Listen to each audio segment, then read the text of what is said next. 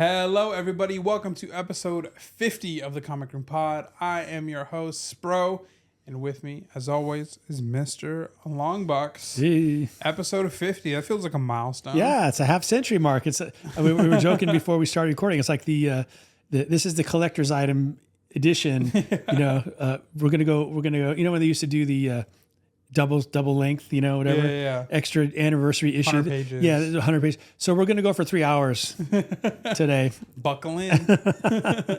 Thank you guys so much for tuning in, whether you're listening or watching. We appreciate you. 50 episodes. Yeah. It's awesome. It's I'm glad it's still going on. Yeah, definitely, man. This is awesome. And when we get to 100, we'll definitely have another cake. Yes, we'll have another cake. We'll probably do a giveaway at 100. Yeah, man. That'd be fun. So we'll do something. We'll do something fun. All right. Before we get into the meats of the episode, I just real quick wanted to let you guys know that IG has changed their policy. You may have seen me talk about this on Instagram already, but IG has changed their policy to where you have to have a minimum of 1,000 followers in order to go live on the platform. I have about 780-ish, somewhere in there. So I need 220 more to get to 1,000 so I can start doing live streams again. I'd like to do claim sales again sooner rather than later. So to help speed up that process, I'm doing a giveaway on my Instagram. So if you go to my Instagram at Spros_comics, there is pinned. It's the first post on my profile. It says giveaway, so you can't miss it. I'm giving away a raw copy of Fantastic Four issue 49. It's about a 2.0 copy. You can see the book and the video. But yeah, if you guys could help me out. If you don't already follow me, you can go follow me on Spros Comics, Spros_comics. Help me get back to doing claim sales. Tell your friends, whatever it takes. Yeah, get into 1,000. Help me get there. We'd like to do claim sales again. I appreciate all the support you guys give myself, this channel, and this podcast. Yeah. Appreciate that. And now another way to help support. 1,000 people should be following you. I know. I've had a couple. You got good stuff, man. I've had a couple people like DM me and be like, I honestly didn't even realize you didn't have 1,000. Like I thought you were like surpassed that, and I was like, nope. Yeah, it's just a step along the way, but you got to get there, I guess. Now it's interesting. They kind of dropped that bomb. They made the announcement, and I remember I think in the room when you told me. Well, definitely in the room when you told me, but it had recently come across your phone that they were saying this was going to happen. Yeah, I'm like, they're not going to do that. Like, I understand maybe if they're having glitches with their live stream thing and they want to kind of like curate it a little bit, but 1,000 is it's not a small number, to acquire, at least not to me, Yeah. Mr. Gen Xer here with my, I think I have I'm closing in on 300, but I'm not really trying to get to any numbers. I just thought, they won't really do that, will they? And then we were in your office actually grading books and getting ready for your next claim sale. Yeah, which is supposed to be today. Yeah, and you looked at your phone and you just said they did it. It says I can no longer go live. Yeah. I was shocked. Yeah. I guess if you're on the other side of that, you're happy because then the platform's a little cleaner when you stream. Yeah, for sure. But you're on your way to there for sure. You're on the short trip to getting there. Yeah. But you're way closer to that than someone who's just getting started. Like they should give some consideration to that. Wait a minute, the guy's already over 700 and he's been anyway. Yeah. But I don't run Meta. So, by the way, speaking of Meta, did you see on Thursday or Friday? I think it was Thursday with the earnings report in the stock market that Meta jumped 90 points in one day per share. Whoa. 90 points in one day. I have no idea why. Because obviously said a good earnings report and the fundamentals were good. And then on Friday, all the stocks were down on Friday because the jobs report was soft or whatever. But I'm sorry, I'm kind of losing my voice. I have no idea why. So this may be a one-sided podcast about halfway through. So maybe I shouldn't be talking about stocks. I'll save it for comics. But it went up 90 because they were like, oh, people who have 100,000 followers can't stream. Yeah, that was the reason. Moon. That was the reason. If you guys can help support, if you haven't gone over to my IG yet, that'd be great. But either way, appreciate you just being here now and listening or watching, whatever it is. All right, so now we'll get into the episode. Show and tell news. Some pretty decent news, and honestly, I don't even think. Oh, we'll probably talk FF because we saw it again, and we got some new revelations and such. I wouldn't mind. I wouldn't mind getting your opinion on slab versus raw because you're a seller now. Yeah, that is something I've been thinking about, and I've been thinking about a lot lately, just in terms of like what people are buying from me, and what I'm seeing on like sold data. Yeah, I think you have some really good insight there. Yeah, we can definitely talk about that. Give this episode a like if you enjoy it. Subscribe to the channel. Yeah. And put that notification bell on so you can be notified every time we upload. And all right, that's all I'm gonna ask of you guys. No more asking of you guys stuff. Now we're gonna give you something. There you go. All right, let's do show and tell. Right. I'll start. Yeah, okay. I'm doing something very unique for show and tell this time. They are comic related, comic adjacent for sure, but not a comic book this time. One of them, you know what it is because you were there when I picked it up, and in fact, you weren't surprised I picked it up because you were there before me and thought I might. And it's this cool book. We now are back to 2 LCSs in our community, which is really cool. Yeah. And this particular LCS doesn't carry new stuff, but it carries a lot of back issues and some cool toys and books and all this stuff. So anyway, this is a book. It's a huge kind of coffee table sized book by a guy named Brian Walker, and it's called The Comics Before 1945. And it caught my attention because it's about comics, 1945, as it would catch probably any of our attention. But it's not really comics the way we think of comics. It's the comics in the newspapers, the comic strips. And check it out. So I can take this off, and then the book kind of looks like this. Oh, cool. Which is actually really nice. This is a book that talks about the origin. We love origin stories, right? This is a book that talks about the origins of really the comic book, though it's talking about the comic strip. You know, you got the Yellow Kid in McFadden Flats, stuff from the 1800s, and I haven't really seen how early it begins, but it goes all the way up. It just has, I don't know if you guys can see that, you probably can't, but anyway, I just think it's a cool book because if you're into comics like we are, it's kind of fun to investigate how did we get here? Like, how do we get from, to this format that we all love so much? And its origins really are in the political and humorous comic strips that showed up in newspapers.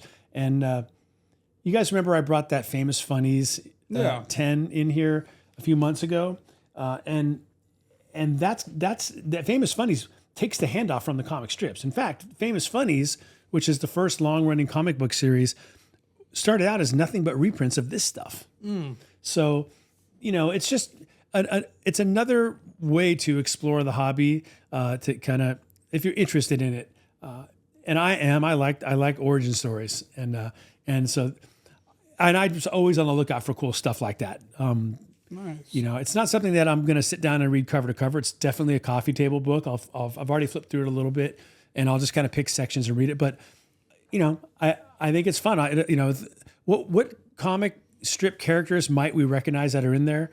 Blondie, Little Abner, Little Orphan Annie. Little Abner right there. Yeah. Is Little Lulu in here? I haven't seen her yet, but she definitely could be because she was in the Saturday Evening Post in the 30s. So most definitely she was a regular there. Wonder Woman.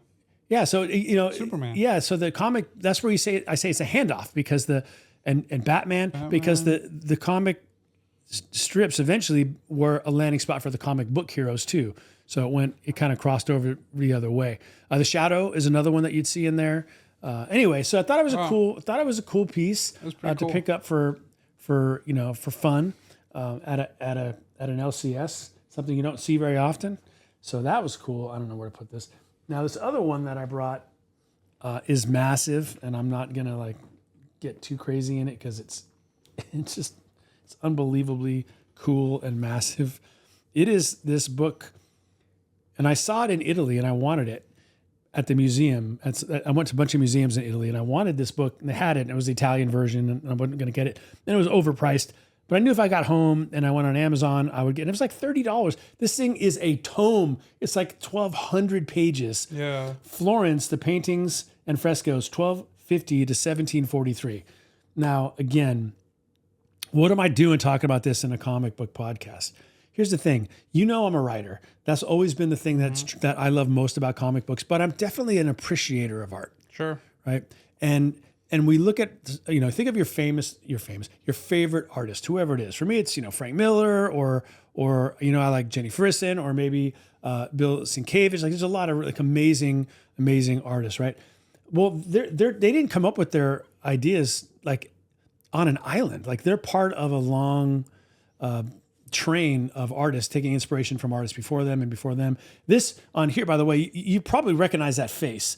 It's from this very famous painting called The Birth of Venus that is in the really famous Uffizi Museum in Venice. And I got to stand in front of this painting, and it's interesting. I've seen this painting a million times on in print and on screen, things like that. But what you don't know about this painting is that Botticelli, the artist, actually used flakes of gold in her hair. Like actual gold flakes mixed in with the paint. So, but you don't see it like this because this doesn't really capture the light. It's a reproduction. But when you're standing in front of the painting and you go from side to side, you can catch the glimmer and you're like, what is that? Wow. What's happening there? And these artists were playing around with stuff. Leonardo da Vinci was Leonardo da Vinci's paintings have this, they look like they're backlit because there's about 100 layers of paint behind the actual paint that you see to create a refraction of the light hitting the painting. And I say all this not because I'm an art history buff. I'm not at all. But these guys were inventing how to paint. Yeah. They were coming up with paint, coming up with different techniques that we take for granted today. And artists today kind of stand on the shoulders of these guys. And so I wanted to kind of explore this. In Florence, I went inside a church, and inside the church, there's this unassuming fresco, which is just painted paint that's on a wall, so paint on stone. And the guy that I was with said, "Oh yeah, that's the one you really want to see in here. That one is the first time an artist ever utilized perspective in a painting. In other words, you look at it and it's not just flat. It actually has dimension, which we take for granted. And I'm looking at it going, are you kidding me? Really? And then you look and you realize, depending upon where you look at it from, different things have different depth. And it's designed to be looked at from a certain angle because they knew where the height of the paint was going to be on the wall. Just crazy stuff like that. And I'm not an artist, but I'm an appreciator of art. And I decided it would be fun to kind of just make and add this to my art, to my appreciation of the comic book industry and hobby and craft to just dig into like the art that inspires the artists that we love today. So again, I can't even hold this thing. It's so heavy. Yeah. But it just goes through. It's got everything in it. I'm not even going to bother. It's just too heavy. But here, check it out. Yeah. It's really cool. So, I consider myself, and I know you do too, someone who draws interest in life by learning new things, and that's why I love the comic book hobby so much, because there's a never ending stream of things to learn. Yeah. And I love that about comic books. Like I love picking up a comic book podcast or watching a video on some area of the golden age I don't know very well. Someone's talking about the platinum age comics. Someone's talking about, something cool DC was doing in the bronze age. I love that kind of stuff. Yeah. And I think we all do, because that's why we're here. And so I'm kind of retconning comic books in a lot of ways. I go way back, but I think like that's an area of my artistic appreciation that I haven't really exercised that much. Like I know when I like something, I go, oh, that's a pretty cover. I love that cover. But I never really thought about trying to learn why. Like, what is it about this? What's the artist doing here? Because I like, it's kind of fun to sit back, armchair quarterback, and complain about artificial intelligence art, right? Yeah. AR, which I do have a problem with, but I really have no voice to speak on it at all, because I don't know the first thing about any of that stuff. Yeah. Except philosophically speaking. So, I just feel like this is also. Yeah, right. Yeah, ethically. I mean, there's definitely ethical issues there, right? Yeah. So, but I imagine people said the same thing about the printing press, taking away jobs from the scribes who did all the illuminating of those texts back in the 8, 9, 10, 12, 10, 11, 1200s. So it's just that's where we are in history of art creation now. But anyway, I'm just excited about it. I know it's not comic books necessarily, but it's I took a picture of this painting in the Uffizi and I posted it. I don't know if any of you guys saw it on my Instagram, and I said the ultimate original art. Yeah. That's kind of how I feel. I'm not going to be a collector, I don't think, ever of original art, but I'm really interested to kind of dig into this book and make myself more of a student of art appreciation. Nice. Which I think will make me a better comic book collector. That's cool. Yeah. So anyway, sure. there's my show and tells for today, and I think I gained some muscle carrying them over. I like how he said he was going to save his voice for comic books, and then proceeded to not talk about comic books. Yeah, anyways. I know. I'm done. That's it.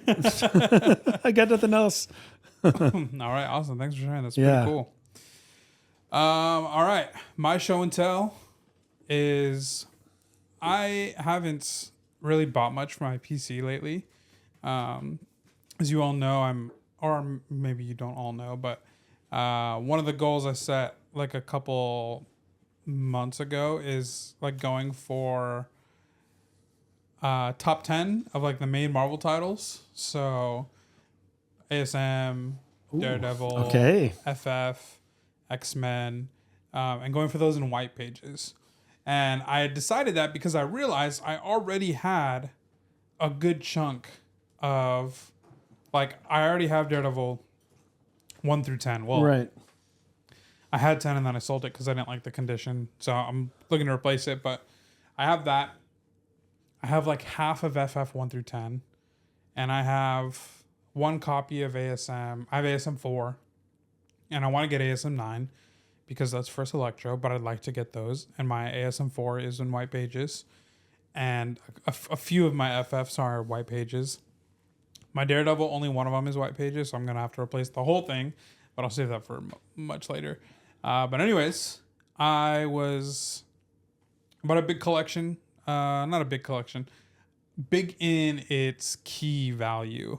But it was about a short box, maybe like short box and a half worth of books. And I was looking through stuff and I was like, man, I haven't like bought myself a comic in a while. Like I keep buying comics to sell. And that's like just why I'm putting like my money, which is a good investment, especially for my business. And so I've also thought about it because I don't have much to show. Well, I mean, I have a lot to show for show and tell, but I don't have anything new to show. Like that's new to me. Right. So I got a good deal on a top 10 book in a white page condition. And you've kept this from me. I have no idea what this is. No clue. And honestly, I thought this was going to come next week. This showed up today because the seller was in the same state. So we got a fresh unboxing. Let's go. So, and this is a top 10 of a major Marvel run, white pager. A white pager, yep. And yeah, that's all I'll say for now. Okay. Wow, very nicely packed. Now that's a seller I can respect right there. All right. I appreciate that. You might need a knife. I see some tape in there. Sit up. Yeah, I might. Unboxing ASMR. Okay. Shove it in here. How are all those sounds?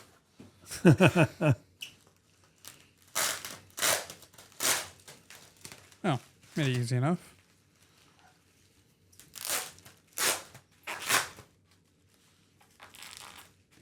It rips.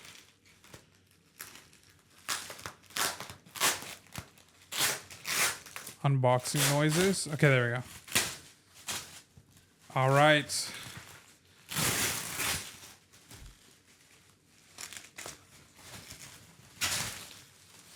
So the story is I got this off eBay. Okay. I got this off eBay. I'm dying. Okay. And they had it listed at a certain price. And I didn't like that price, but they didn't have best offer. So I messaged them an offer closer to FMV. And they didn't respond for like maybe like a day. And then all of a sudden, it wasn't just to me. They just like changed the price of the book. So I could have like missed out on it. Yeah. Whoa. Yeah. All right. Here it is. This is X-Men issue number 5. The second appearance of the Scarlet Witch in a 6.0 white pager. I haven't even seen this. You guys have seen it before me, and also you. It's beautiful. It is 6.0 white page. I was thinking it was gonna be like 2.5 white pages. no. Yeah, this book is. What I love about this book, when I looked it up, the colors are amazing, and the reason why it's a 6.0 is all this top left right here. So at the top corner, and then across to the X, and man, this is a gorgeous book. So yeah, third appearance of Magneto, second appearance of Scarlet Witch, and Quicksilver. It's got that beautiful midnight blue at the top, right? Yeah. Oh, And I mean, it's just like, this book is wow. Congratulations, absolutely man. gorgeous. Like, That is really, it doesn't get any nicer than that. So the book is sharp everywhere except, like, it's all concentrated. it's got like baseball card corners. Yeah. Feel like CGC was a little tough on this book here, but I guess no complaints because you were able to get it for a good deal. Yeah, I'm guessing. Yeah. 6.0 is no joke, man. Yeah, I know. For a X-Men 5. So I was hunting for an X-Men 4, which is the first appearance of Wanda, and that's still on my list. But I came across this on eBay, and it was just really hard to pass up. Mm-hmm. So like I said, I didn't like the price that it was at. So I probably let it sit for honestly, it probably took a couple days because I think I saw the price. I saw that he wasn't taking best offer.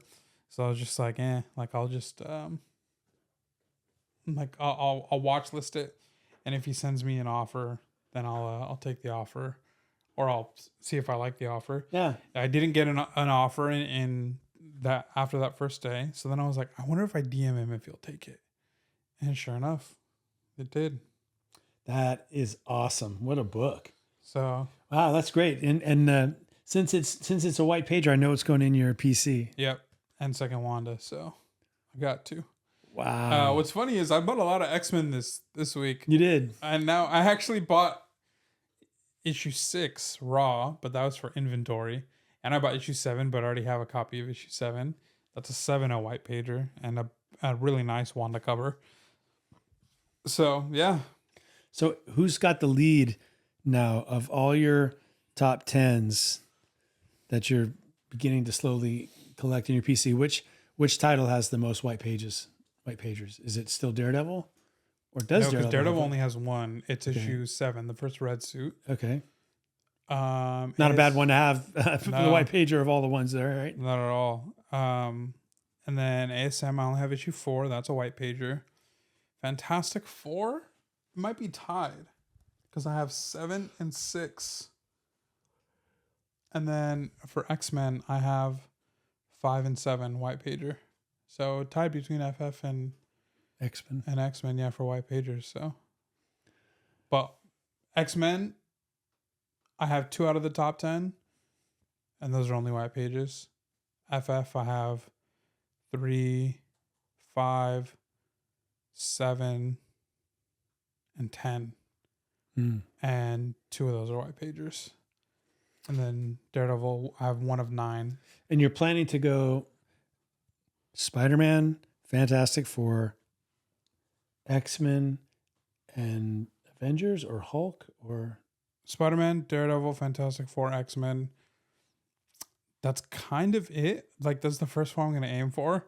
Maybe I'll do Hulk, like the OG, like what was 1 it, to like 6. something like that. I think that's right. Yeah. Maybe, but those books, I mean, Hulk 1 is just so expensive.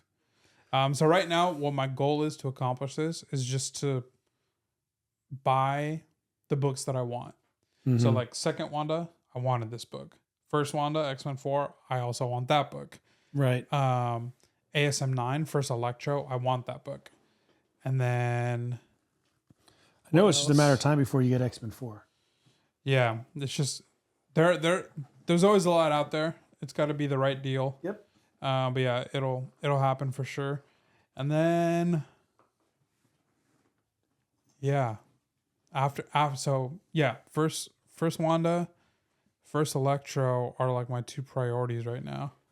And then I'll probably turn in focus on FF after that, like looking at a FF4, and then an FF9. I kind of want a white pager right here. Yeah, you do. So if I didn't buy that, you were going to buy it. Yeah. It's what It's kind of perfect. I literally told him because we were in the claim sale, but he opened it on his phone, so rightfully, that was his claim to Right. make. So he was thinking about it, hemming and hawing, and I was like, "Look, if you don't do this, I'm going to do it." Yep. And then I'm sure that gave him a little bit of a push. Yep. Well, yeah. Yeah, exactly. When you realize it's other people want it too. It's like, Yeah. You know, I just remember that would have been, you know what else I could have brought today if I did want to bring a comic would have been that coverless book I got. Maybe next week I'll bring it. Oh yeah, that'd be cool. That was like, because that's actually kind of that's a cool find, Yeah. but I'll save that for next week. Here, I think you can put little Franklin back on Yeah, your let's do side. that. Let's do that. So, all right, that's our show and tell. Very nice. Big By the way- pickup for me this week. Number 1 on the key collector hot list. Really? Yep, this week. Franklin Widgets. I don't think anybody's that surprised. The number 2 is FF48, so Yeah. big shock, you know. But anyway, All right. Some news. Not a ton of news. Only a couple pieces of news. Big news that dropped today. So good thing we're recording today and not yesterday. We get Spidey's suit. His suit was revealed for the next Spider-Man Brand New Day movie. It is the same suit that they showed at the end of No Way Home. The one that he was sewing in his new apartment. And then that he swung out of the window and was swinging near Rockefeller Center. Everybody loved that suit when No Way Home came out because it was back to being so simple and it was back to just feeling like the heart of Spidey. Like the Stark suit was cool, but what makes Spidey's suit great is the fact that he made it. yeah, exactly. So we're back to this suit that he made, and a big question right now is because I don't know if you guys saw the teaser. I'll link it down in the description. They didn't show the mask yet, so the mask could be a little bit different than what we saw in No Way Home. So a lot of people are speculating: are they going to keep the mechanical eyes that like change shape, or are they going to go back to like a static eyes because he's poor and alone. So, but here's the thing that I'm thinking is he still has his old suit, obviously, and people forget that Peter Parker's a genius. Like he's not some dumb kid. Like he's incredibly intelligent, Right. and especially when it comes to technology and science. Like he built a suit, he built the web shooters. He's a very intuitive person. So my guess is they're going to keep the moving eyes because why wouldn't you? Right. And Peter is smart enough to know how to rebuild that stuff. Yeah. So I don't think a lot of people I've some discourse online is like, it's like, which side are you taking? Should he go back to static eyes or keep the eyes that move? And then the side that says give him the static eyes because he's poor and he's broke and it wouldn't make any sense. It's like, well, you're underestimating how smart and savvy Peter is. Like, Yeah. You can go to Radio Shack and pick up what he needs. You know? Exactly. I think he's gonna have the moving eyes, and honestly, it's better that way. But I will say, I hope they make the eyes bigger, like McFarlane-esque. Yeah. Because I think the big Spidey eyes is always like, It's a good look. yeah, it's really cool. It's iconic. So that's why Amazing Spider-Man 2, the Andrew Garfield sequel, that's my favorite Spidey suit. It's because the eyes are big, the white is big, and it just looks very homemade. It's great. So Yeah. Well, it's good to get a little news on that movie because I think we're all looking forward to it. yeah. You know. We've talked about it in the past, but in case you've forgotten or haven't heard yet, Punisher is going to be in it. So Frank Castle is back, and the Hulk is going to be in it. So the Hulk is apparently going to be like villain-ish. Anything? Any news on Black Cat? No Black Cat news. Okay. There are rumors. Hoping. It's not official, but there are rumors that Tombstone is going to be a villain. Tarantula is going to be a villain. Scorpion is coming back. And Is that Michael Keaton? no, that's Vulture. Vulture. I'm sorry. Right. Michael Keaton's Vulture. Yeah. So But Vulture and Scorpion have a conversation in the post-credit scene. Yeah. So I think that actor is great. He was in Better Call Saul, and his character, his character in Better Call Saul, he is probably, honestly, might be my favorite character in the Breaking Bad universe. Wow. Yeah. So I'm forgetting his name. Well, what about Jesse? This guy gives Jesse a run for his money. Or Walter, every other word out of his mouth. Jesse! Jesse. Yeah. So that's cool.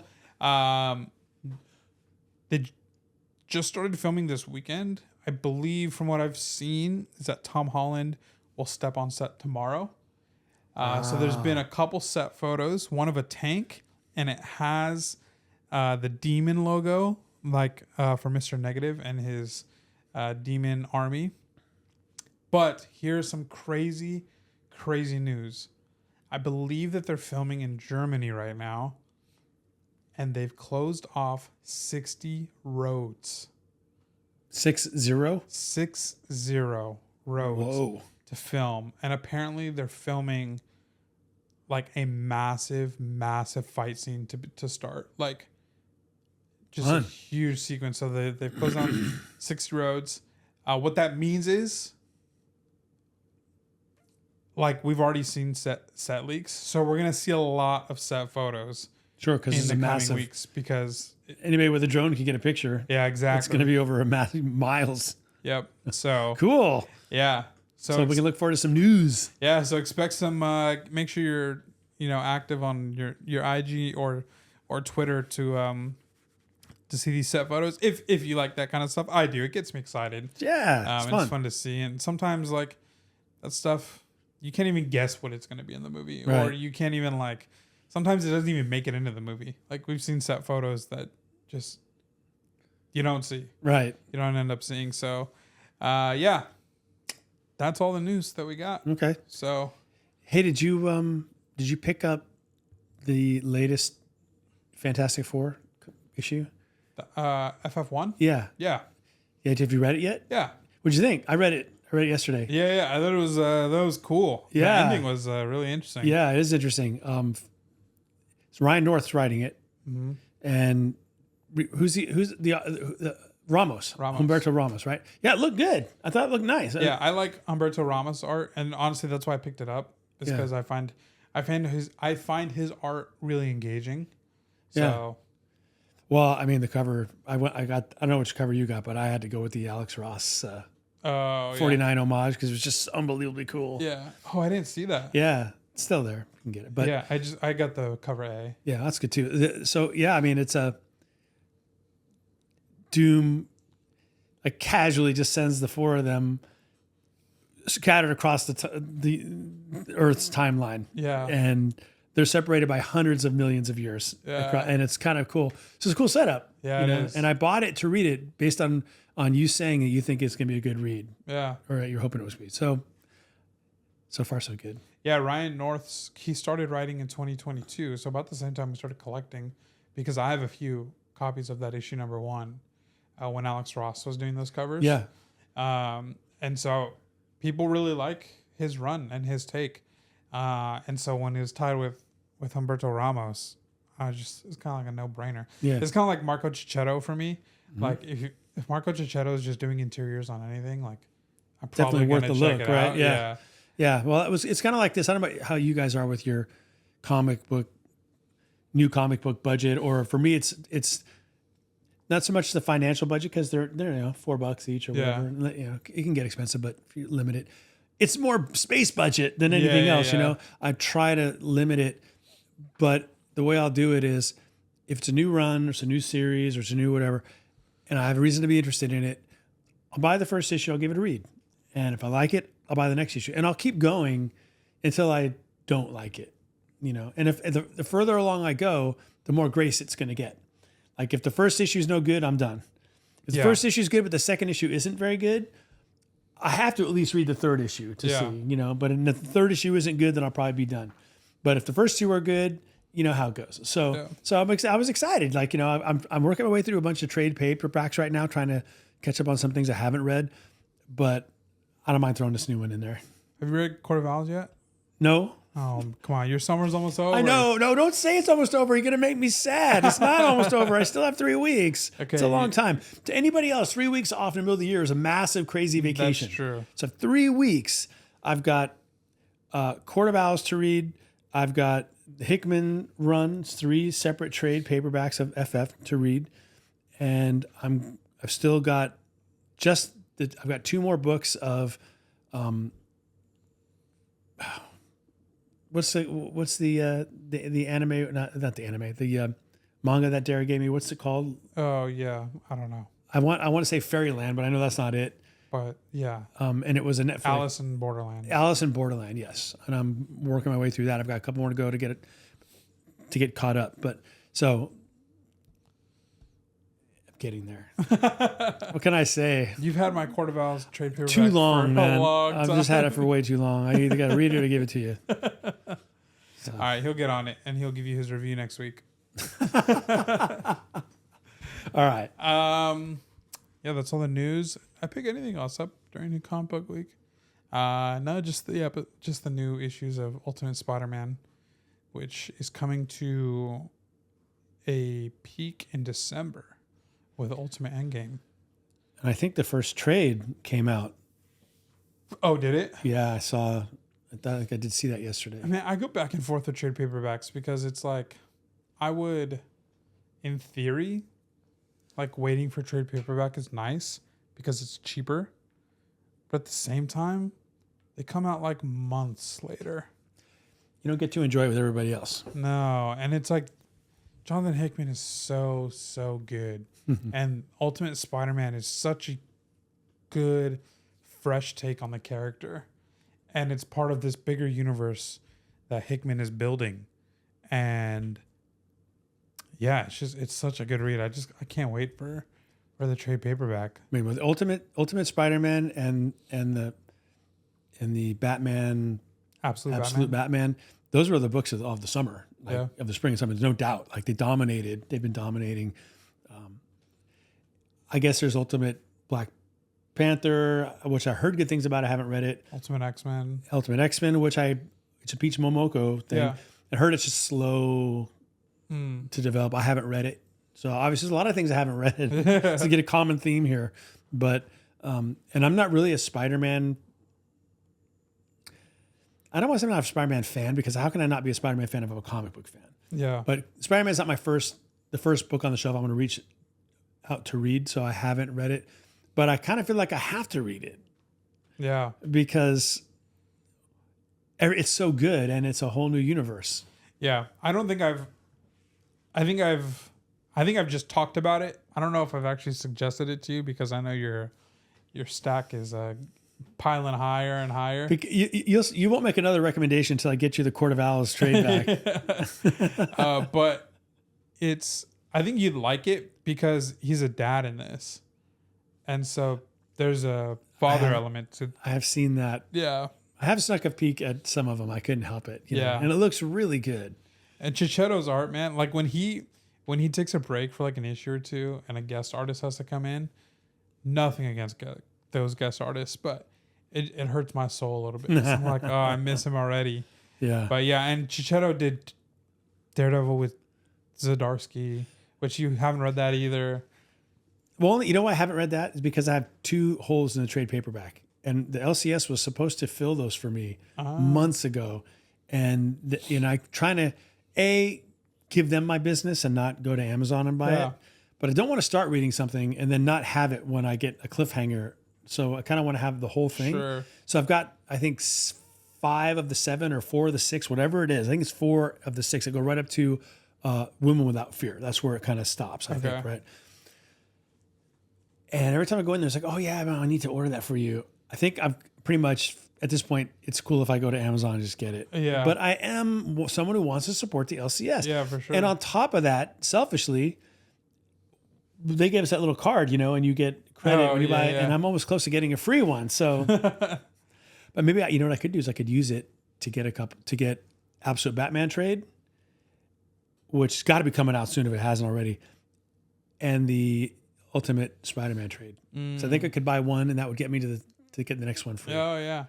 I mean, you had to. You can for sure get the Ultimate Spider-Man one. That one's out for sure. I mean, you got to be strutting a little bit if you can walk into your LCS and walk out with a 2-for-1 trade paperback, and those are the 2 trade paperbacks you got. Heck yeah. I mean, can't really do much better. I've been splitting up my collection this past week of just what I want to keep and what I want to sell, getting rid of a lot, and it's mostly like modern stuff and like variants. But I forgot that I have a whole entire extra run of Zdarsky because I got it at a crazy deal. I got the whole run for a crazy deal on a claim sale for all of them. It's all like 30 issues or like 35, maybe even close to 40 for his first, because they split his run up into 2 volumes. It's a massive run. Yeah, the first one is like 30 plus. The second one is maybe 15, if maybe not even that. I think about the whole first Frank Miller run on the writing was, we're about 13 issues. You know? Man, 30. That's awesome. Yeah. So, Shit. Yeah. And he's doing Captain America right now, I think. He just started. Speaking of, I picked up the Frank Miller variant cover of Captain America. Oh, nice. Is it issue 1? Yeah. Yeah, that's Zdarsky. Oh, well, there you go. I got it. So shoot me if you want to. Well, don't. But somehow I was trying to say, like, don't shoot the messenger, but it didn't work because I'm not really. But in any event, I don't like every single new Frank Miller cover. And I understand why people don't like them. Yeah. But I don't dislike them all. And there's some that I actually like. And I thought this one was pretty good. This one. And I mean, you don't have to like it. That's fair. He's putting it out there. It's you cannot like it, but show some respect, man. Yeah, Come on. respect them. Yeah, for sure. It's just, dude, come on. Yeah. Something I forgot to say about the Spidey suit. So they did the reveal. We got the video, and we said it was the same one from the end of No Way Home. But because we're getting they actually made it this time, because I think the whole sequence was CGI at the end of No Way Home, so it was all just designed by the computer or with the computer, and because now you have to make that distinction. Yeah. Oh, right. But it really does seem that this suit is Peter taking inspiration from Andrew's suit and Toby's suit. So you get like the raised webbing on the suit, which we haven't seen with Tom's suit before. And Toby's was like the silver like lining on his suit. His was like very raised and prominent. Yeah, it looked like very textured. Yeah. And so he's got the black lines on his suit, and it's raised a little bit, not as prominent as Toby's was, but definitely raised. And then it's kind of got the sleekness of Andrew Garfield's suit, where like the blue like runs a little bit long on the side, and the Spider-Man logo on the chest is also a bit longer. So it's really cool that he's taking inspiration from that. It's also a little sad because now, from where we left off, Peter's alone. Nobody remembers him. And now, with one exception. Yeah, with one exception, is his multiverse variants, who he refers to as his brothers. Yeah. And so it's like, it's sweet and sad thinking that he made this suit probably thinking about them. Yeah. And missing them for sure. Does Hulk remember him? There is in the comics there's a scene. The comics, right? Yeah, in the comics. You told me this. Yeah, in the comics there's a scene where Hulk is talking to him, and he tells him that he like knows who he is, and Peter's caught off guard, and Peter's in the suit of Spider-Man, and he's like, "What in the world? Like, how do you remember it? Like, everyone forgot." This was following the events of the Mephisto thing and making sure that Aunt May stays alive. And Hulk tells him, I'm butchering it a little bit, but he says something along the lines of like, Bruce forget, but Hulk never forget.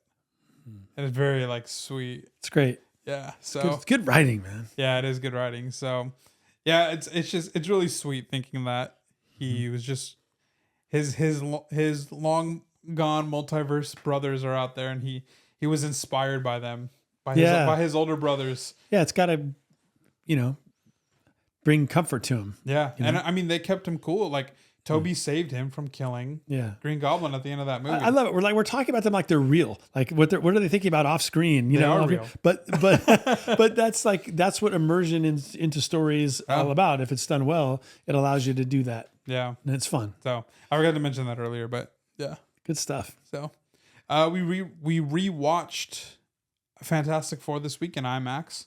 Yes, such a cool experience. It was, and the great popcorn swindle. Oh, right, yeah. Tell that story. It won't take long, but let me just tell you, there's a couple places where the people selling are not your friends. One of them is a car dealership. The other one apparently is a movie theater. I walk up, and this was what was the theater that we went to? It was like an Edwards. Or okay, like that, Regal. And I go up there, and all I want, you guys, is it's just me. My wife's like, I've seen it once. That's good enough. Yeah. I went, and you and Dara went. So we all went. Well, three of us went. Yeah. And all I wanted was a small popcorn and a regular Coke. Yeah. But I didn't articulate that. I just said popcorn and a Coke because I'm looking around, as you probably all do, trying to find where are the empty cups that show me what the sizes are, along with the prices. It's as old as the movie theaters themselves. You know what I mean? Oh. And they just weren't there. They were not there.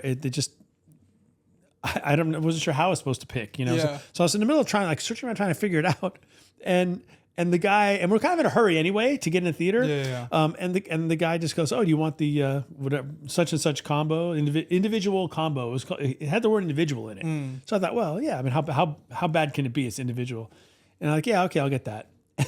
He proceeds to take out just the biggest bucket that he's got. You know, and I chose to get the special candied popcorn. Yeah, so caramel, and he hands this thing to me, and it's actually heavy. Yeah, like it actually has weight to it.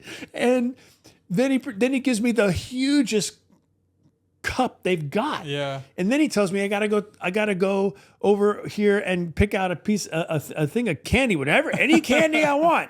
And you know. Little does he know, I've got a big old thing of Reese's Pieces in my pocket. You know, I don't need any more candy. So, at this point, I kind of felt like I'm just being herded into this purchase. Yeah. And it was $29. Yeah. That was like... They got you. They got me. They did get me. What's funny to me is like, so car dealerships, fine. It makes sense. At least you know it's coming. Well, that, and also he's making a commission off like the final price. So right. It makes sense that he's trying to get the most that he possibly can. Fine. One thing, a movie theater, that dude's probably not getting any kickback for bumping you up from getting a popcorn. That's what I'm saying. I thought he was just helping a guy out. Yeah, I thought he saw that I was a little confused about what I wanted, and he just trying to, you know, sometimes you're at a fast food place and you order, let me get a, Coke, I'm gonna get a burger, and I'll get small fries. And they say, well, you just want to get the combo? I mean, it's cheaper if you... That's what I thought he was doing for me. Right. But he was upselling me probably from what would have been, maybe a $15 purchase? 15, 20 maybe, yeah. To a $30 purchase. Yeah. and the tickets themselves were like $25 because it was IMAX. Yeah. And it was like... It was fine. I mean, I enjoyed it, but I was like, wow, that's a... Yeah, we all got to have some... my wife and I got like a medium. We got the bag of popcorn, not the bucket of popcorn. You got what I wanted. And that was for two of you. And then we finished the bag of popcorn, but you still had this huge bucket. So I just handed the bag to my wife in the middle of the movie, and she just like filled it up halfway. Oh, I'm like begging her, please take it. I left the theater. I still had half the bucket. Yeah. And I had 2/3 of the Coke. Like I can't really eat that much candy and sugar. It's not, What'd you end up doing with the popcorn? Okay, so that popcorn, I brought it home, put it in a Ziploc, and we used it for like 3 days to watch, watching nice. Community or whatever. We just broke it out. But then it was a source of just a little bit of shame for me because came home from the boxing gym on Thursday night and feeling really good because I got a good workout. Deb had this really great meal that had no carbs in it, so it was like perfect. Yeah. I'm just gonna go to sleep. I'm gonna burn all this stuff while I'm sleeping, and then I just decided that let me just take a few of these, and I finished the bag. Well, you know what? You spread that $30 over the course of a few days, So honestly, I got a few meals out of it. yeah, it's true. Honestly, I would say he baited you into it, but you won. I still have the candy too. Really? Yeah, because I could only eat like a few of those. So, Oh, right. And the Reese's Pieces are still around. So. Yeah. Wow. Anyway, that was a funny story. Yeah. So we rewatched Fantastic Four. I loved it just as much the second time. I think there were some things that I was on the fence about that I came to like and then not like a couple different things. Came out of it. One of which is like a disagreement that you and I have about one of the characters. Yeah, but we're still talking. For now. We'll see when the sequel comes out. I don't know. Things might get heated. We'll have to arm wrestle over it. But yeah, overall, I would say like the movie is. I like the movie a little bit more upon rewatch. You have to tell everybody what you discovered, what you realized about the theory that I had about why they didn't have Reed stretched that much. And my theory was, well, he wasn't stretched enough until Galactus Force stretched him. Yeah. But that was just really on my own opinion. There was nothing, but this guy found internal proof in the movie itself. You got to tell that. Yeah. So obviously how am I going to start this? Okay. So the theory is Reed doesn't know like the length of his powers. Yeah. And that's kind of it. That's kind of what you and a lot of people on the internet are theorizing is right. He just didn't know what he could do. And there were some other people who were like really mad about that because they really wanted to see more stretching from Reed. Yeah. And to that, there's a couple answers. One, that CGI is very expensive. So you want to be mindful about like what you're investing. And two, I saw somebody say, well, if they're not telling us that about like the stretching, that he doesn't know how to use it or doesn't know the extent to which he can use it. If they're not telling us that, then it's not true.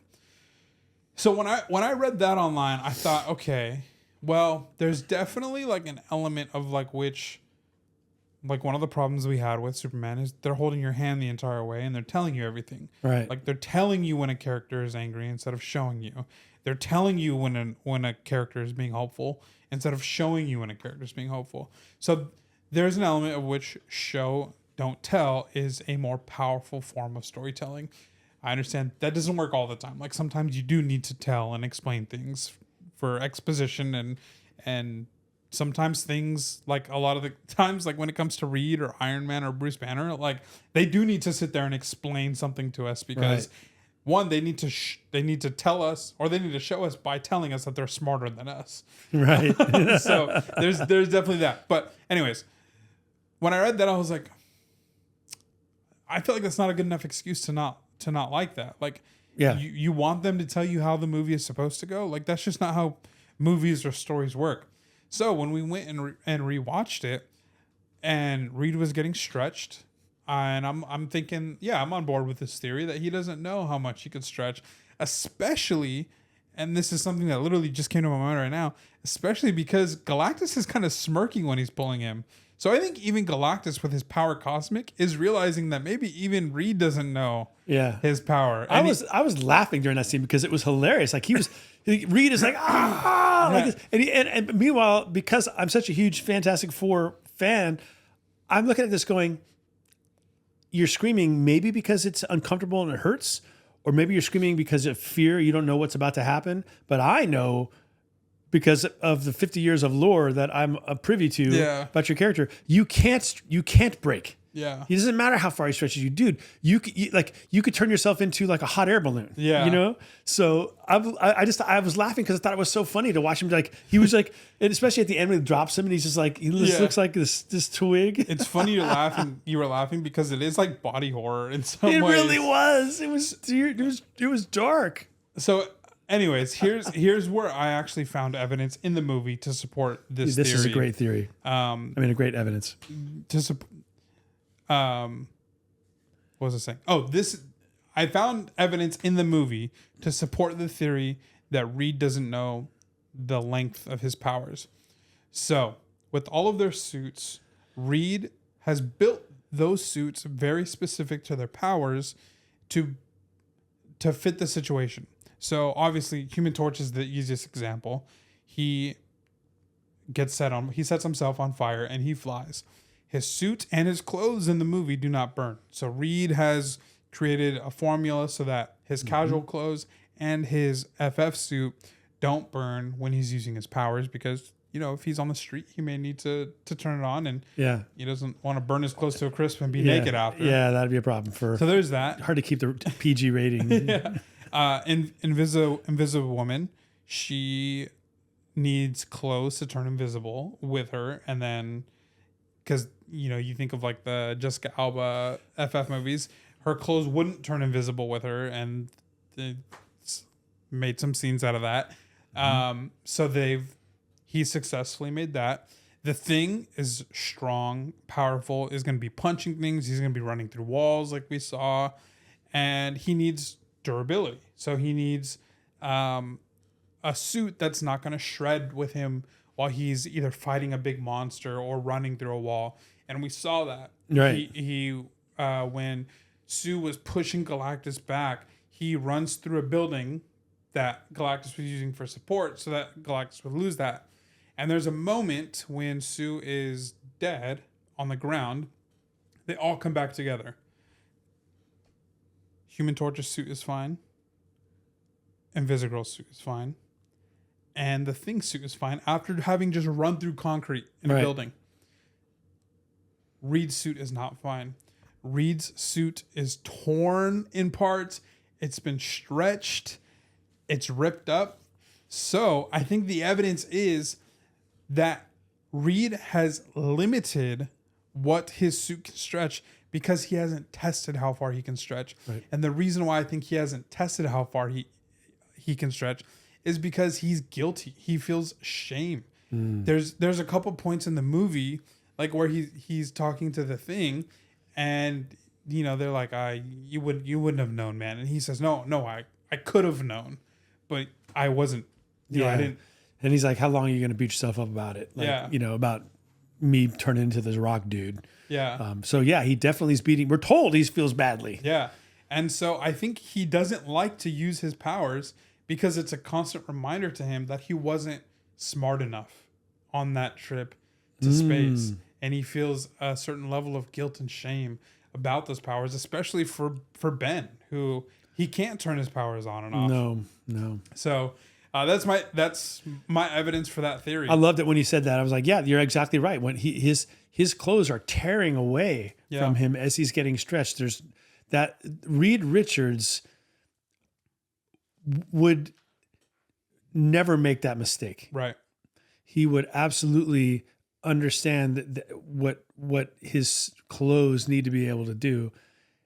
So he just didn't know. Yeah. For whatever reason, he didn't know because he felt shame, because it like any stretching of any muscles, it hurts to get that flexibility. I have no idea the reasons. You have a good theory on the reasons, but clearly he didn't know. And when you said that, I'm like, that's like mic drop moment. That's there's no arguing that. That's the proof. And that's like the beauty in showing and not telling. Like that's where you have to really pay attention to the small details. And I didn't catch it on first rewatch. I caught it on second rewatch because I was actually thinking about that theory. Yeah. And while they're all next to each other, standing over Sue's body, it sticks out like a sore thumb when you're actually thinking about it and being mindful of it. So I think that's certainly, I mean, it all makes sense. Yeah. Like when you, the guilt, the shame, not wanting to use it. There are, this part of it, it holds up a little bit, but not totally. The three, not including Reed, use their powers in very lighthearted ways in the movie. So Torch uses it as a light, and Reed uses it on the chalkboard. Yeah, but Invisigirl she throws like the Force field? the force field app, like torch, Yeah. a couple times to like mess with them. The thing uses it to like lift up the car and like Play with the kids. and mess with the kids. But Reed doesn't really like use it like that. He uses it at a convenience to himself. So like writing, Right. he uses it to. Oh yeah. He uses it to give support to Sue while she's in the middle of labor. It's utility. Right. But he doesn't use it in like this jovial type of way. Which, if I had that power, I most definitely would. Totally. I would be like, I'm gonna grab one of those fries What from that dude way over there. Well, exactly. Like, so a couple weeks ago, Dara and I rewatched the 2000s FF movies. Yeah. And that Reed uses his powers like he's like fixing a ship or something. And he had originally gone under like the ship, but his head is like way up top. I love that. And so and then he dances like in the movie. In the second one, he dances and is using his powers in these lighthearted ways. And Pedro's Reed doesn't. He uses it for practicality and convenience. When the other three, they use their powers for fun. So I think Reed, with the guilt that he has in that movie and in that conversation that he has with Thing, I think he's really burdened by his powers. But I think after this movie, and especially when we get to Avengers Doomsday, I think he's going to overcome that. Yeah. And he's going to be using his powers. Yeah, it's created a block for him. Yeah. Sort of, right? Yeah. The new FF comic book series that's running, it was just interesting to look at that FF content after watching the movie the second time, because like Reed turns himself into like a plane or a glider or something like that. Like he's got the limits of his power are almost null. Like he can become so creative with what he can do, what shape he can make for himself. And so that was interesting to see the difference, right? Yeah. I noticed it too. And I do want to see that. I hope they lean into it because we know we're getting a sequel. So I hope we get, more, because he's a very dynamic superhero. Yeah. He doesn't have to go all the way, to Plastic Man goofiness, but it is kind of fun to see. Like it's actually, it's ASMR for the eyes to watch him do these funky stretches too. Yeah. I think it's satisfying. Yeah. Yeah, definitely. It definitely is. Also, Pedro is Reed, man.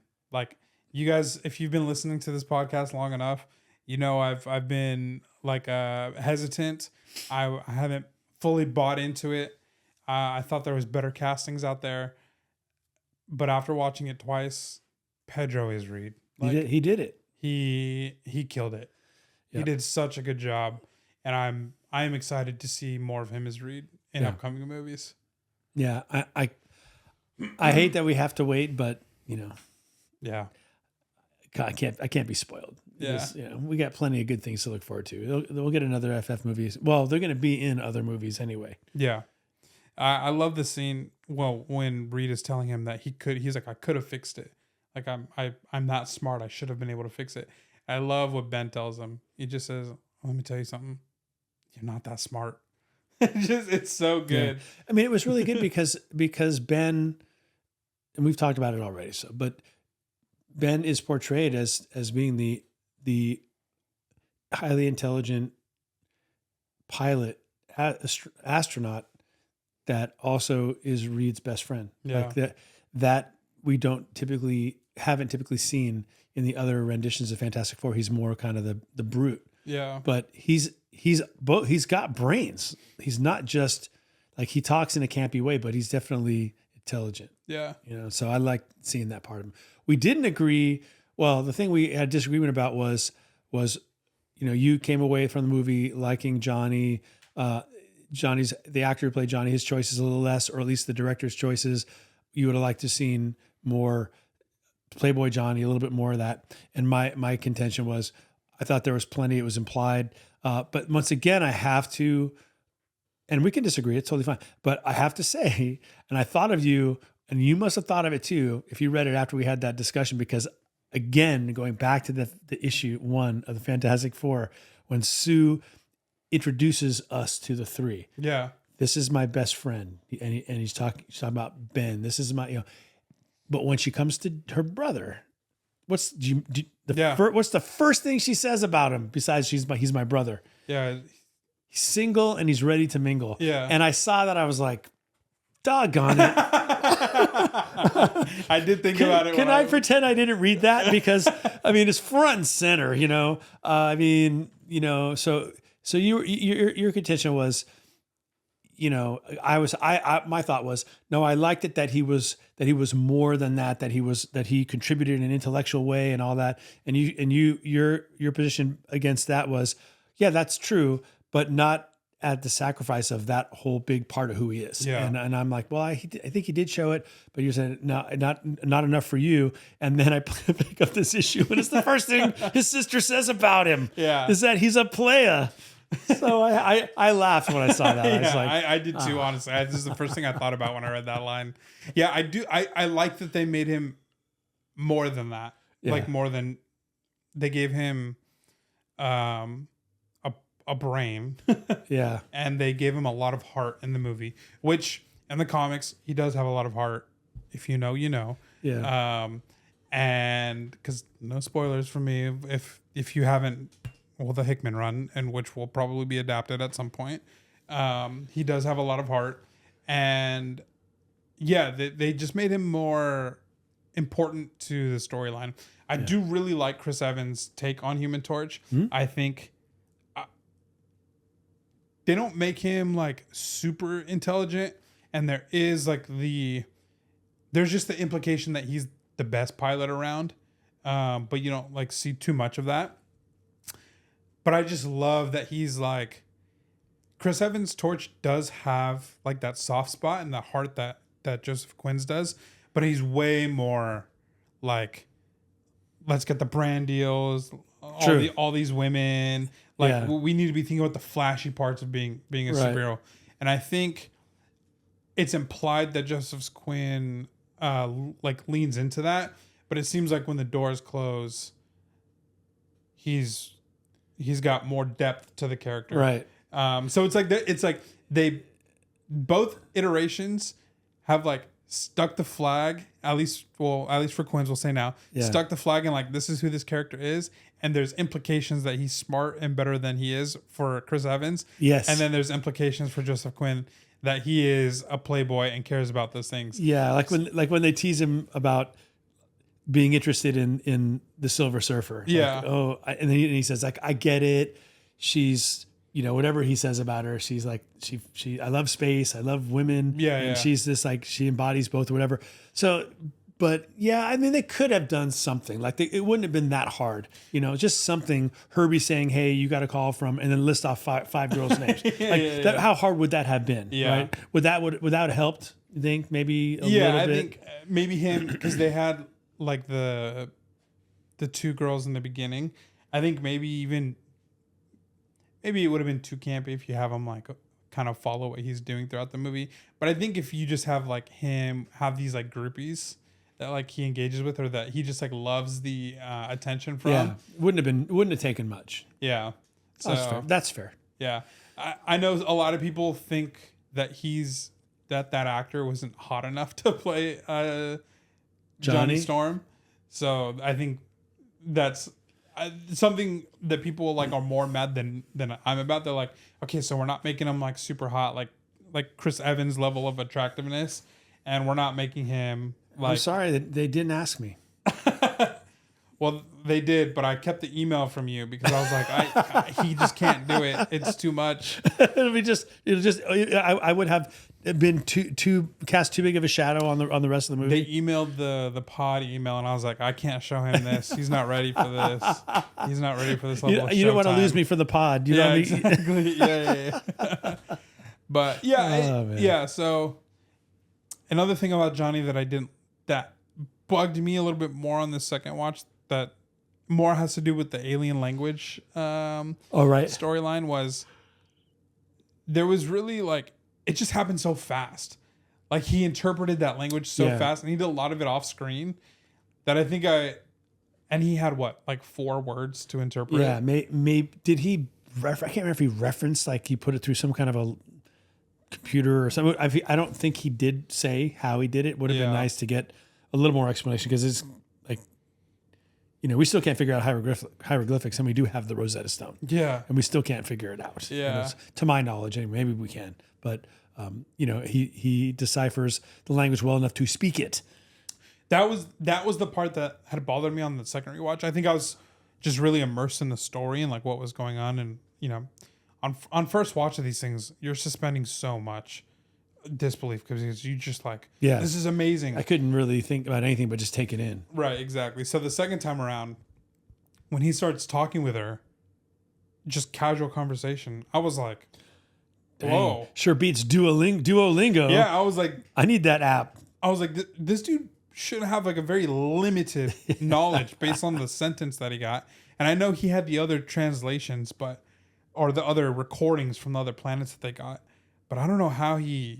Yeah, that was a bit... there just wasn't a good explanation, at least good enough for me. Have you heard anything about how it's doing this weekend, box office? Yeah, not great. Big drop-offs. How big?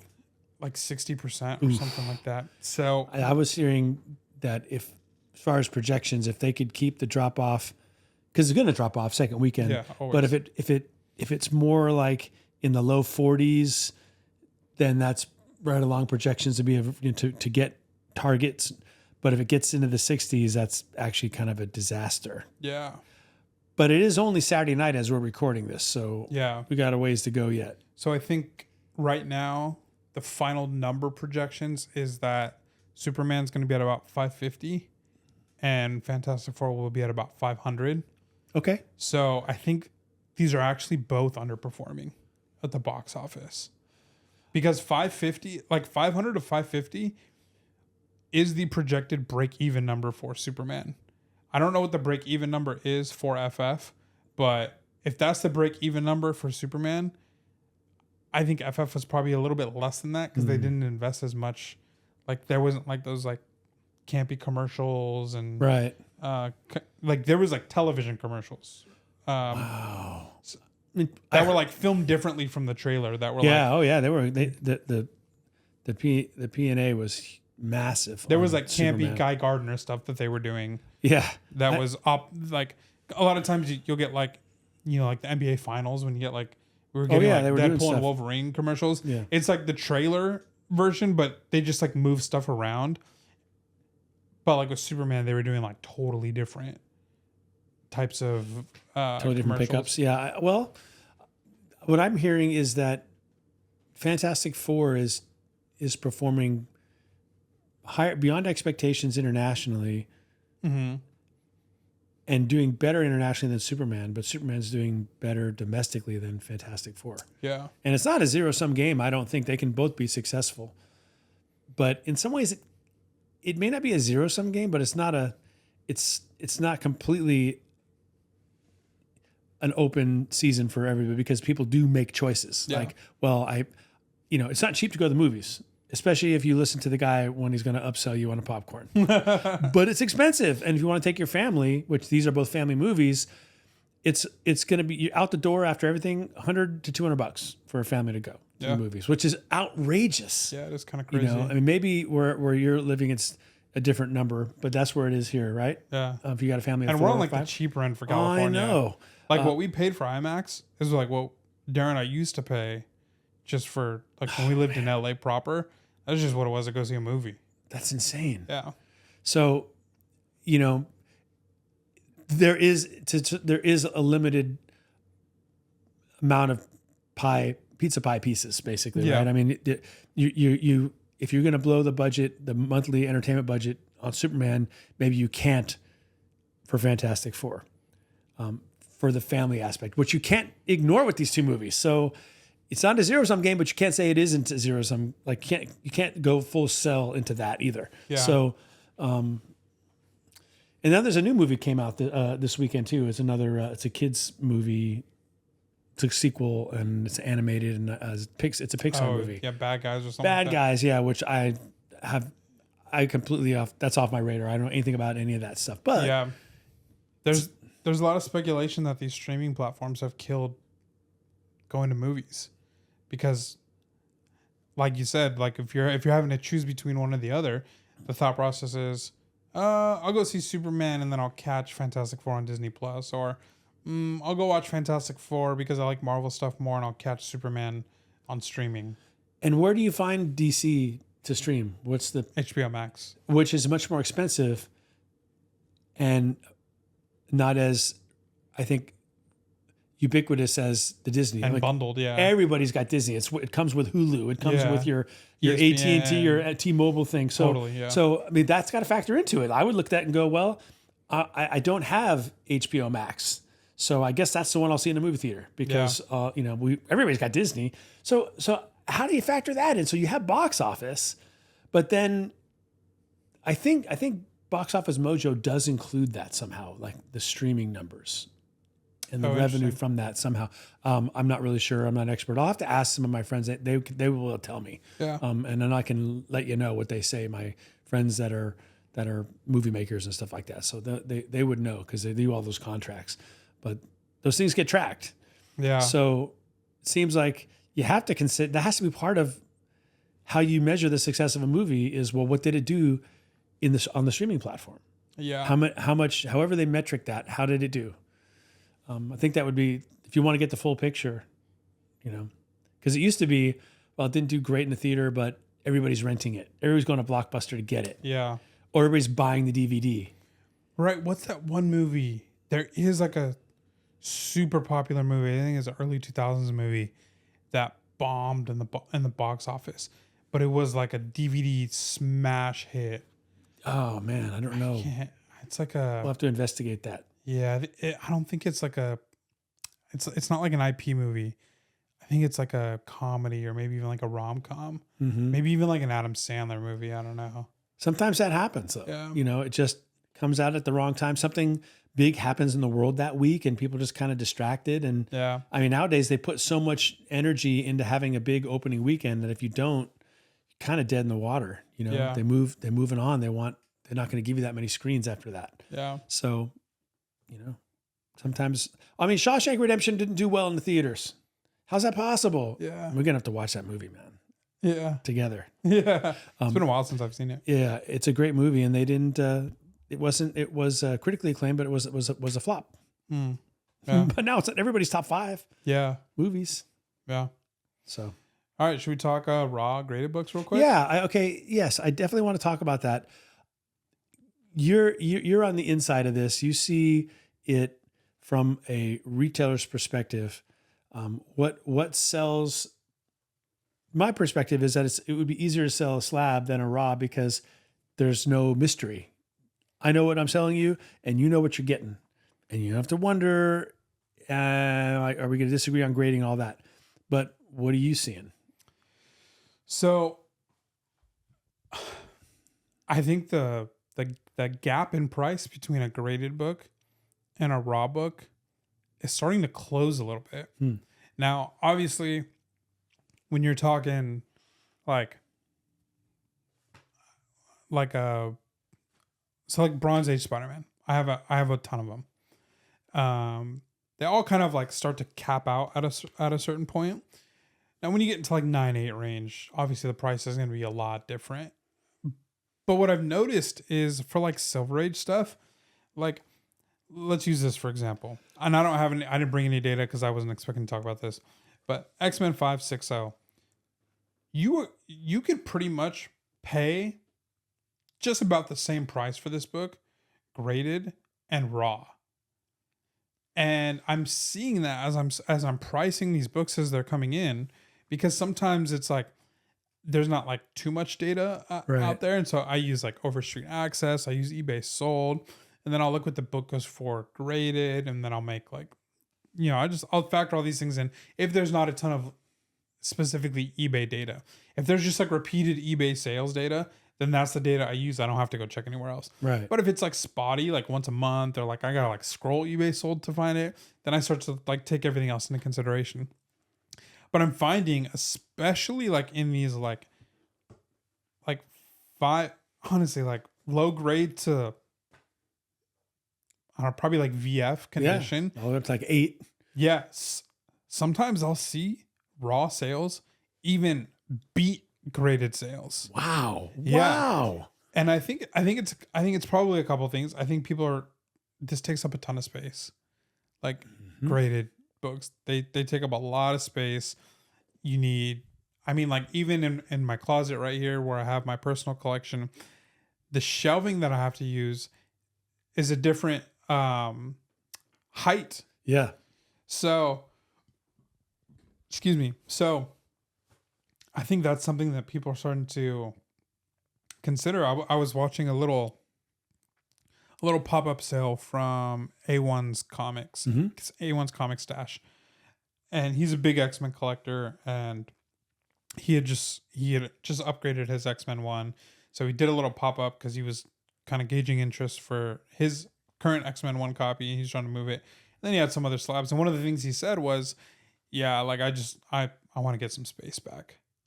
So I think people are more willing to buy and to pay, I don't want to say a premium, but maybe trust sellers on like the grade that they're saying so that they can have a raw copy. So honestly, I think you can find some crazy deals on slabs if you look, and if you do some more than kind of surface level, like scrolling, if you do some searching and if space isn't of issue to you, or if you prefer graded, I think you can actually get some really good deals on slabs right now. And I think that there's a little bit of a premium for raw. That's wild. Shoot me, I don't know. That's like crazy. Both of us calling for our viewers to shoot us. I know, like, are you guys okay? But I get a wellness check. I was doing the same thing that you did. Don't shoot the messenger. So you see how easy it was. Don't shoot the messenger is what I meant to say. Pew, pew, pew. Don't shoot me ever. Yeah, don't shoot this man. But yeah, I do think just on some data, I am seeing. Interesting. I mean, that's like, really interesting. Especially with like Bronze Age Spider-Man. We'll just use that example because people ask me for that all the time, and I'm constantly looking at that data. I don't have it here in front of me, but I'm looking at it and I'm taking it in. I mean, a 7.0, let's just say 7.075. You would honestly probably get it for the exact same price graded. And you're saying that also that it's harder to move slabs right now. Yeah, I'm having a little bit harder of a time to move slabs. I have sold a few slabs in the last few weeks, but they've been like bigger books, like Secret Wars 9.8, right? ASM 300 in an 8.0 newsstand, and I just sold the other day FF49 3.5. Right, I saw you put that up on Instagram. Yeah. So you think people who are buying raw books from you, say you sell a 7.0 Spidey 88. Yeah. You think that person is buying it to buy it because they want it raw, or are they buying it raw and then they're going to go ahead and slab it? No, I don't think they're slabbing them. I don't think so. Yeah. Yeah. Well, I mean, we've all been there.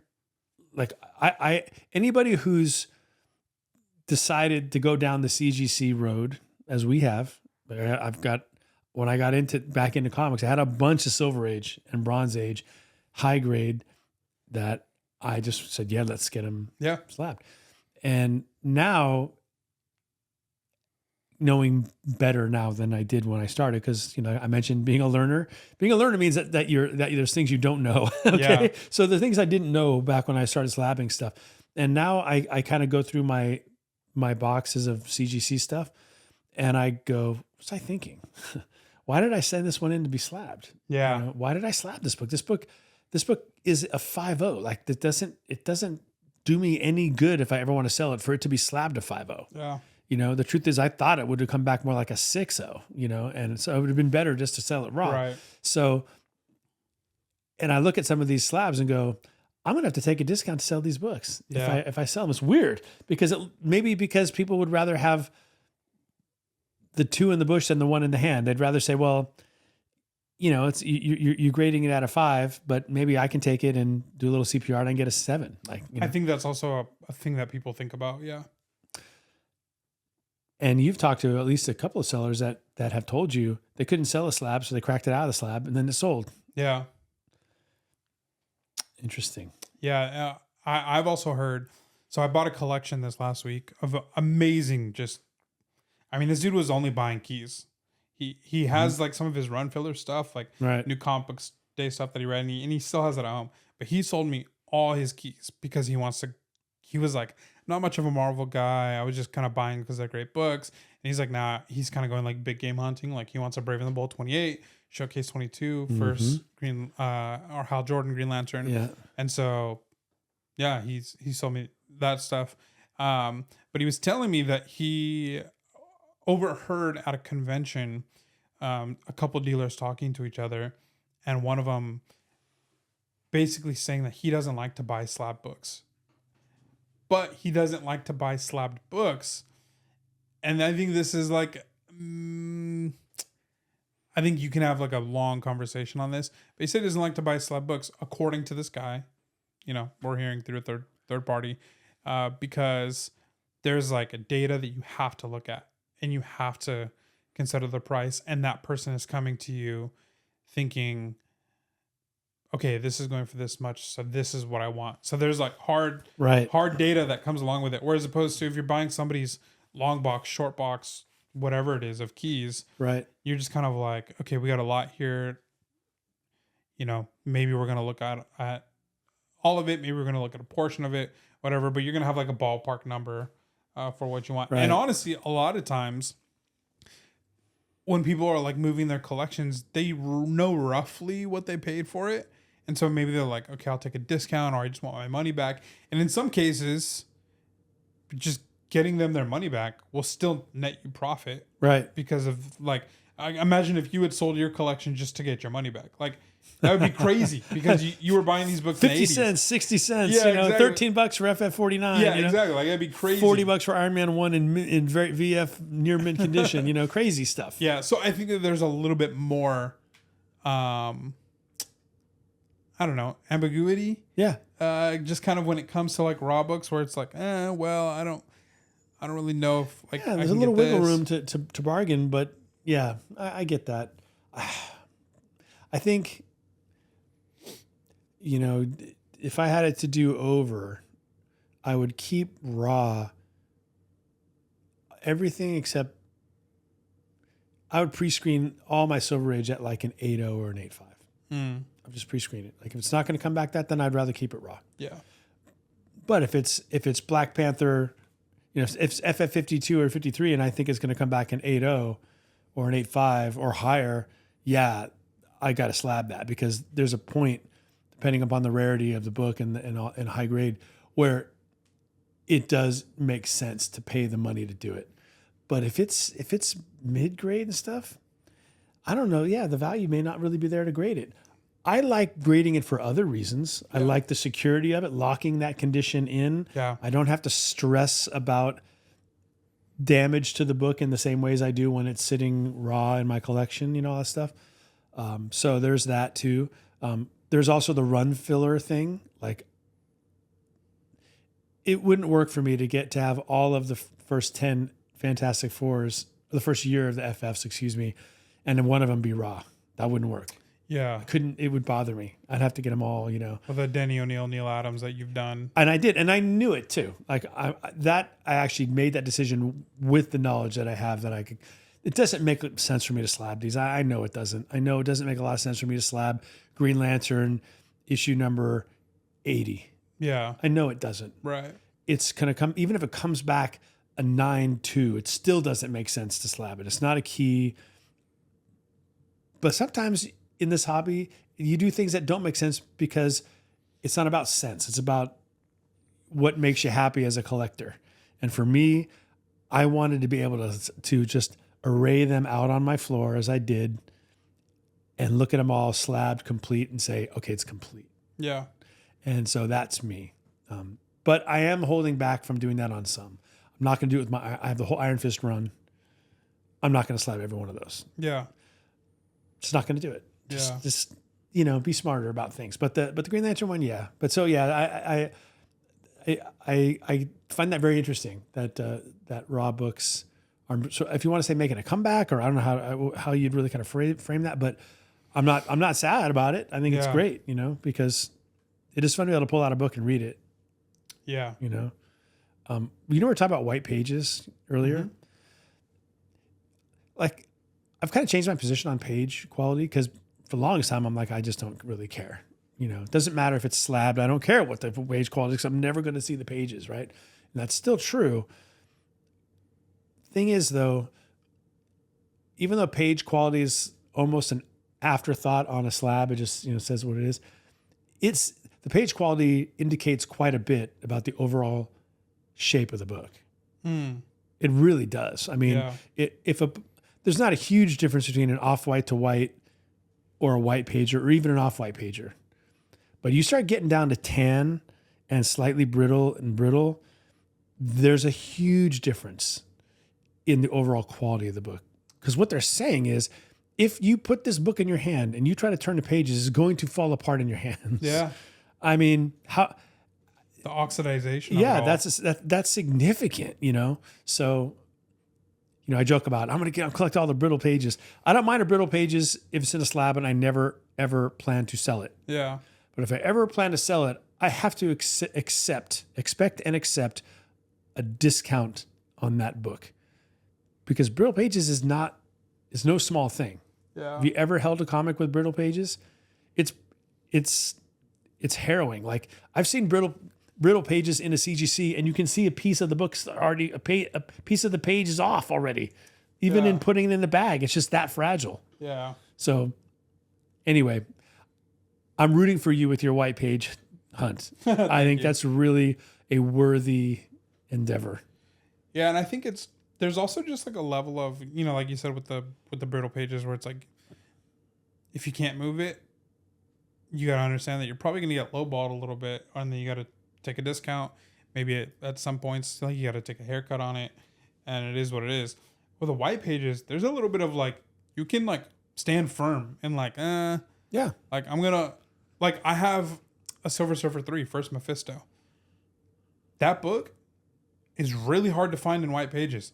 I've scrolled Go Collect. They're out there. They're not common. And so when you look at the white page sales, it goes every single time.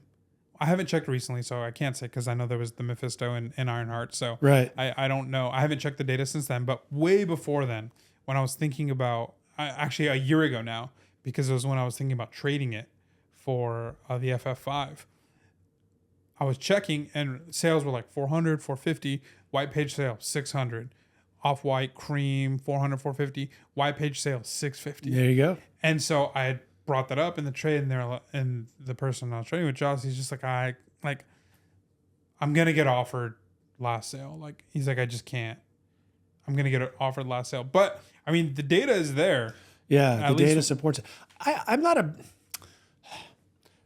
probably gonna get hated on for this too. Get your keyboards ready. Yeah. Here we go. Flame. They're gonna flame on me here. Or to support them. Yeah, one way or the other. I don't think last sale should be as important as some buyers and sellers make it out to be. It is a data point. Absolutely, it's a data point. Yeah. I think the trend line's way more important than that. Totally. Way more important, because obviously, you get the outliers and things like that. So that's, but philosophically, I remember back when it was only the Overstreet Price Guide. That was the only game in town, and it came out once a year. It was before they did the updates and the quarterly magazines and all that. It was just the book. And there was no eBay. There was nothing. There was no other data. And this was just collected basically with qualitative data, or qualitative data. There was it was loose quantitative stuff.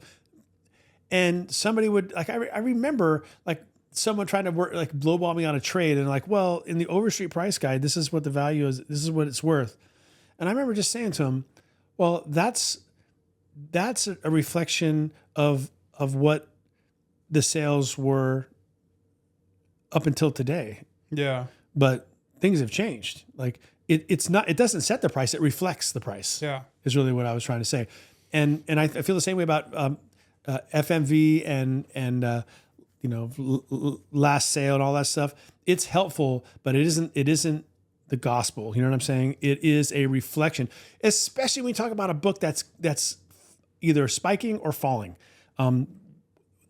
Last I checked, Go Collect or what's the one that you use? GPA. GPA.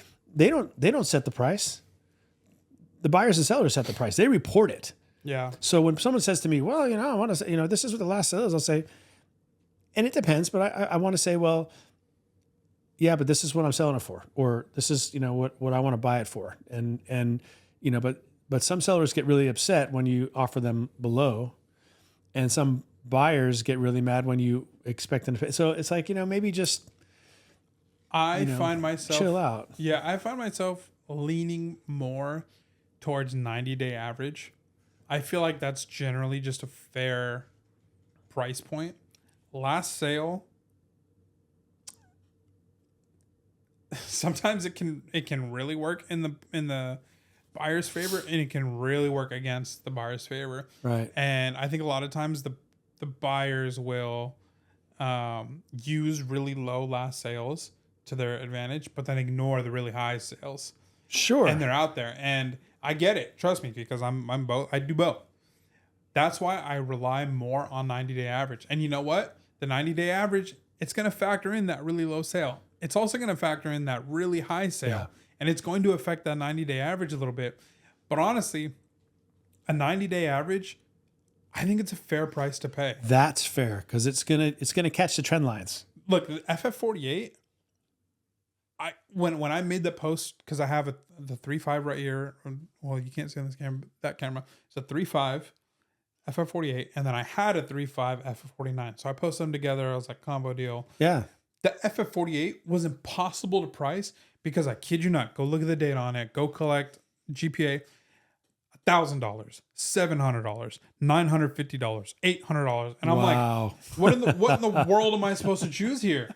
This is because it's like, if I put it for 1,000, someone's gonna be like, well, the sale before that was 700. If I put it for 700, am I kicking myself out of $1,000? So right. I just looked at the 90-day average, and the 90-day average is 798. That's what I put together. I really like the 90-day average. That's a good one. And then obviously there's the exception of like this book, Fantastic Four and Neil 6. Like there's just a ton of data that's like the last 15 days, 30 days, and in a hot book like that, then I'm not gonna really look at the 90-day average. Maybe I'll kind of see that as like a bottom or something. Yeah. But I'll look more of like, okay, this book is selling multiple times a day on eBay for this much. Right. And it's like, at that point, it's like, well, you know what? If it's hype, if people are buying into the hype, right, then I got to move it and I got to sell it. Yeah. So. Right. And then the other thing is, if you've got something that is unique, specifically, I'm talking about like a really high grade or a really cool SIG on it, something like that. Mm-hmm. That becomes a specialty item where, depending upon how unique, you can ignore that stuff. You can just say, well, I don't really care what the last sale was, or leave it in 90-day. If you don't want to buy this one from me, then you can wait around 10 years for the next one to come around. Like, this is what I'm selling it for. And if you don't want to buy it, that's totally fine. Sure. And that used to be true for all 9.8s way back when it was just CGC was just getting started. There were just precious few 9.8s, pre-pandemic. You didn't see too many of 9.8s, If you had a 9.8, it was you and like 3 other people had a 9.8. Now, anything Bronze Age, there's like 20 9.8s, 150, 1,000 9.8. Like, it's not unique.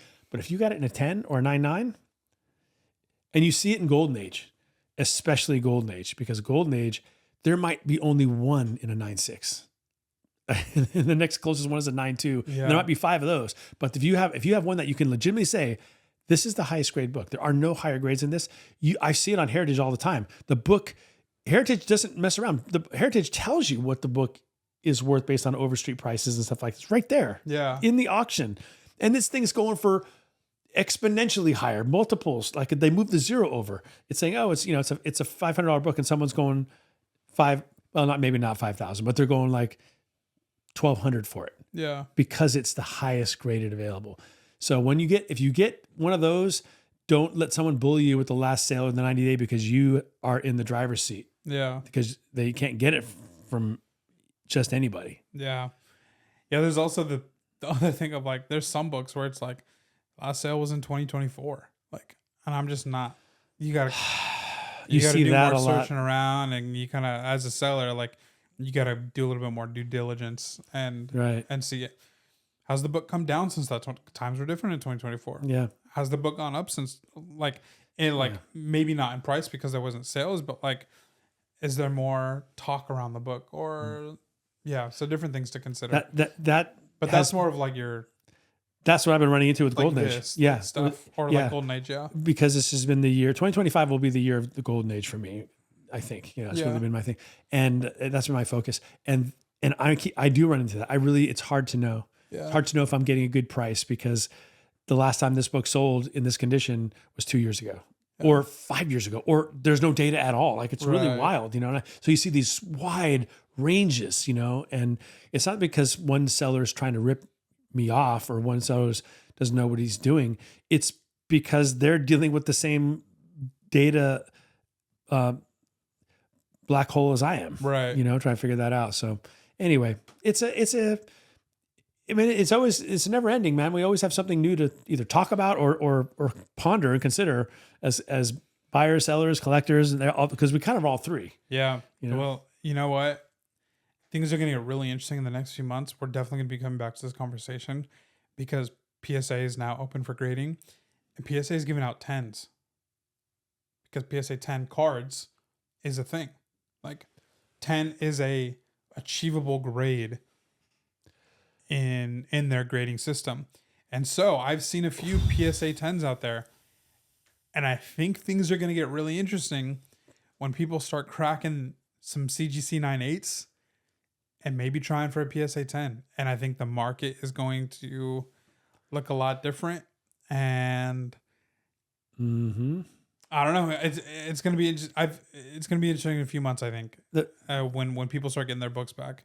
That has always been a mystery to me, that somehow or another, up until the recent modern, cardboard cover type stuff, it seemed like 9.8 was the ceiling. Like, you're just not going to get anything else. It's just 9.8 means perfection. But on a scale of 0 to 10, 10 is perfection. Yeah. And there are no perfect books. Like, what? Right. I mean, I understand there's a lot more to a book than to a card. Yeah. But there has to be a Silver Age book that someone would look at and go, yeah, there's nothing discernibly wrong with this book. Why not give it a 10? Yeah. But they've been reticent to do so. So maybe PSA is going to break that glass ceiling, as it were. Yeah. I mean, that would be kind of cool. I wouldn't really mind getting my hands on a 10. You know what I think is going to be interesting is Ultimate Fallout 4, Edge of Spider-Verse 2, the Edge of Spider-Verse 2 variants. Spider-Man 300. ASM 300? Yeah. Yeah. Mass quantity in high grade. Secret Wars 8. Some are going to show up. Some are they're going to migrate over and get a 10. Yeah. For sure. Yeah. Ooh, it's actually pretty smart of PSA to do that, because they're making it. 181. Ooh, we didn't even think about that. Yeah, that for sure. That's going to make a huge splash. It's going to take somebody who's got the guts and loves to gamble. That's because it's going to take somebody looking at their 9.8 Hulk 181, because there's a lot out there, and it's going to be them thinking, do I crack this? Okay. Yeah, my goodness. Imagine the stress of that. Even just the process of cracking it and taking it out, it doesn't take much to take a 9.8 out of a 9.8. Yeah. You know what I mean? Just the tiniest thing. Yeah. It'd be so scary. But you the only way to make it really probably work would be to play the numbers game. You would need to get your hands on like multiple copies of a 9.8 and send them all in and say, well, if figure out the price difference between a 10, PSA 10 and a CGC 9.8. If one of them comes back at 10, does it pay for the rest of them if they don't? Yeah. And hey, look, if anybody's out there and it's going to do that, you gotta document and make a video of it, because I'd watch that. Yeah. I would watch that video. Yeah, that's true. Yeah, it's tough because it's like 9.9 CGC 9.9s are out there, and there are CGC 10s. But for all intents and purposes, CGC 9.8 has essentially been the highest grade. And if you have a 9.9 or a 10 in something that's not like a cardboard cover or modern square bounds, like you have a unicorn. Right. So are PSA 10s going to be equivalent to CGC 9.8s? Or like it's going to be really interesting the way all this fleshes out. I think it depends on how many 10s they give. If it's only as rare as a 9.8, then that's probably what will happen. Yeah. But if they're 9.8, or do they just go 9.5? Like I don't know. No, how it's they 9.8. Yeah. So if PSA's 9.8 is as rare as CGC 9.8, but they aren't afraid to go to a 10, then I think they are special. I think that's the thing is I think PSA is not afraid to go to a 10.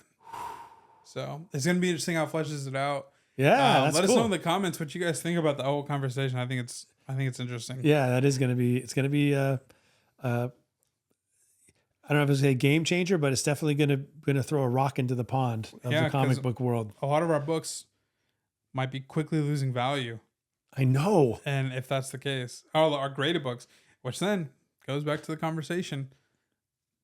Do you let the market sort itself out and just hold on to these raws, or I don't know, it'd be interesting. Let us know your thoughts in the comments below. If you guys have made it this far, watching or listening, thank you so much. Yes. Appreciate it a ton. Don't forget, if you want to support my journey to 1K followers so I can start doing claim sales again, you can head to my IG page at Spros_comics. Make sure you're following and you can join that giveaway. You don't have to be a new follower to join that giveaway. You can just go on and join. Right. Links are all in the description. I'm at Spros_comics on IG. He's at Mr. Longbox. We appreciate you guys so much for listening, and we'll see you guys next week. All right. See you later. Peace.